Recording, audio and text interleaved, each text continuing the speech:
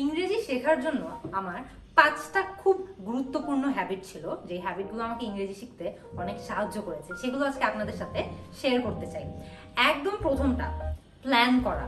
শুনতে মনে হয় আরে এটা তো জানি, কিন্তু ভেবে দেখেন আপনার ভাষা শেখার জন্য বা ইংরেজি শেখার জন্য যে প্ল্যানটা থাকবে, সেই প্ল্যানটা কিন্তু আপনার ডেইলি রুটিন বা দৈনন্দিন রুটিনের সাথে একদম খুব সহজে মিলে যেতে হবে। এই রুটিনের বাইরে গিয়ে বা বেশি বাইরে গিয়ে আপনার যাতে কিছু করা না লাগে, এটা কিন্তু আপনার স্মুথ লার্নিং এর জন্য খুবই গুরুত্বপূর্ণ। একটা ভিন্ন উদাহরণ দিয়ে বুঝাই। মনে করেন আপনি এক্সারসাইজ করে ফিট হতে চান। আপনি থাকেন হচ্ছে মিরপুরে, কিন্তু আপনার জিম হচ্ছে সেই ধানমন্ডিতে।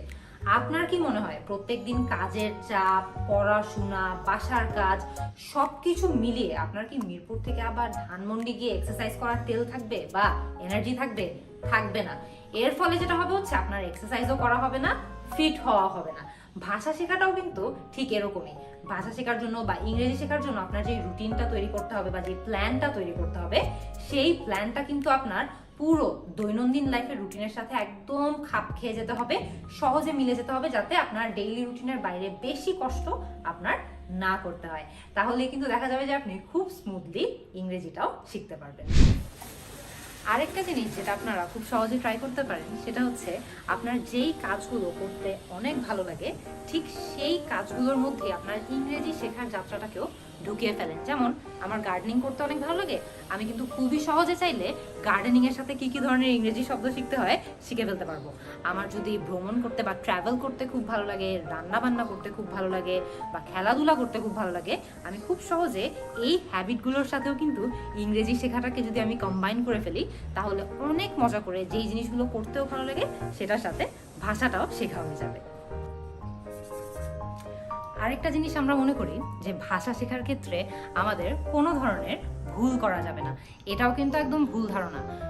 মিস্টেক করা বা ভুল করা ভাষা শেখার একটা খুবই গুরুত্বপূর্ণ অংশ, এবং আমরা কিন্তু ভুল করে করেই আরো বেশি শিখি। যেই জিনিসগুলো আমাদের খেয়াল রাখবেন, যেই জিনিসগুলো আমরা বেশি ভুল করি, সেই জিনিসগুলো কিন্তু আমাদের মেমোরিতে অনেক বেশি থাকে। আমাদের মনে থাকে যে আচ্ছা, এই জিনিসটা তো আগে আমি অনেক বেশি ভুল করতাম। সো মিস্টেক করা নিয়ে ভয় পাবেন না। ভুল খুবই স্বাভাবিক।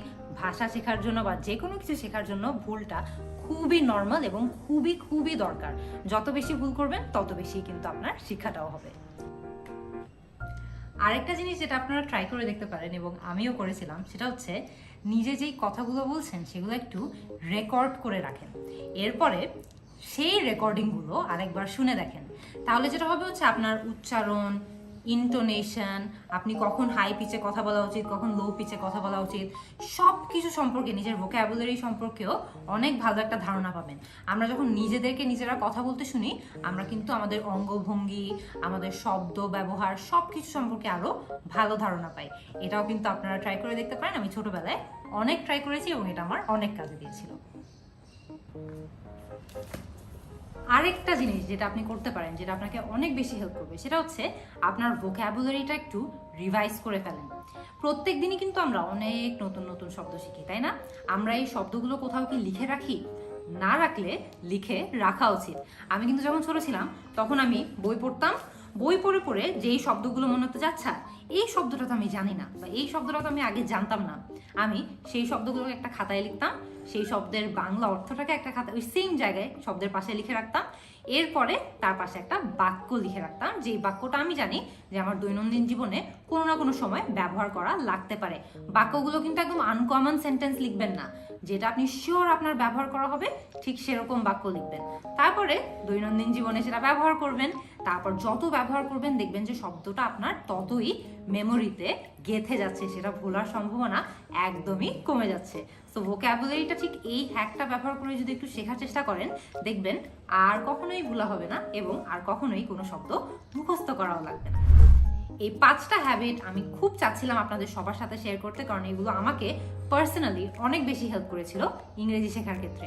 আশা করি এই হ্যাবিটগুলো আপনারা আপনাদের দৈনন্দিন জীবনেও কাজে লাগাবেন এবং আপনার ইংরেজি শেখার যে প্র্যাকটিসটা আছে সেটাকে আরো স্ট্রং করে তুলবেন।